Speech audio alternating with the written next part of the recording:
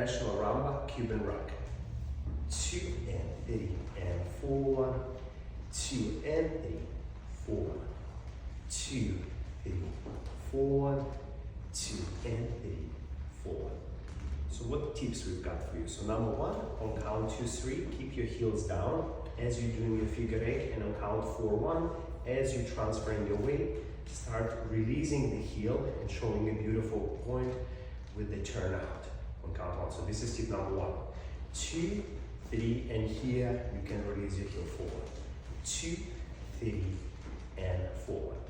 Okay, tip number 2 is remember at the end of the weight transfer, make sure shoulder connects to the hip down here with the Cuban motion.